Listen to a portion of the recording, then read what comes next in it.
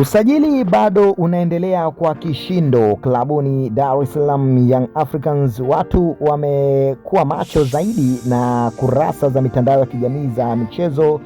Wachambuzi, huu ni wakati ambao wamekuwa wakiwasogezea zile za chini na nyepesi, lakini pia za ndani kabisa kuhusiana na usajili mbalimbali. Ama kwa hakika tukiongelea klabu ya Yanga, tunamzungumzia Engineer Hersi ambaye amepanga mashambulizi kweli kwa awamu hii, haswa kusajili na kuleta wachezaji mahiri vyuma kweli katika klabu ya Yanga. Kuna mchezaji ambaye mpaka hivi sasa hakika ujio wake Young Africans ni mkubwa na wenye kusubiriwa kwa hamu na ulikuwa na shauku kweli. Si mchezaji mwingine bali ni huyu nambari 6 ambaye ataenda kuhakikisha ya kwamba anazuia na kuondoa viunzi na vizingiti vyote ambavyo vilikuwa vikileta ubishi kutaka kuichapa Yanga. Sasa hapa Yanga hakika wataenda kuonesha nguvu pamoja na mabadiliko ya hali ya juu, na hiki ndicho kitu ambacho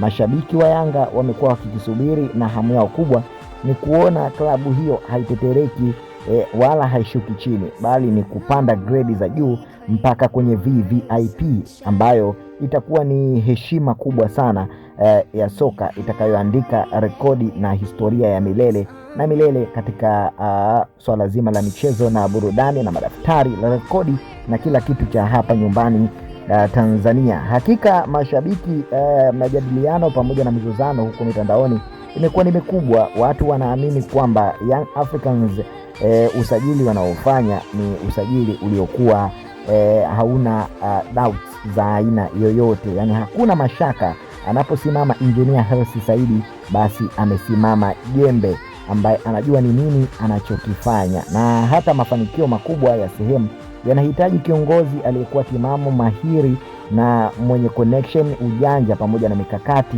mbinu, bila kusahau mifumo iliyokuwa madhubuti kweli katika kuhakikisha timu inasonga mbele. Uongoza daraja la timu siku zote sio kazi rahisi, na ndio maana Yanga wameweza kumkabidhi kazi hizi nzito na zenye kuhitaji akili kubwa Engineer, na Engineer kweli anafanya kazi yake kama jina lake linavyojitambulisha. Mashabiki wa Yanga wamepewa hamu kubwa sana ya kutaka kuona ni nini kitaendelea msimu huu, kwa sababu wachezaji hawa walioletwa hakika ni wachezaji hodari na wenye sifa zilizokuwa za tofauti sana na ambazo wengi wamezizoea. Tusubiri tuone ni kipi kitaendelea, na wanayanga wataendelea kufanya sajili hizi mpaka pale ambapo wataona sasa kikosi kimekamilika. Wewe kama shabiki wa Yanga una lipi la kuambia na kushauri viongozi? Lakini pia jiunge nasi hapa kwa kusubscribe ili usipitwe na habari moto.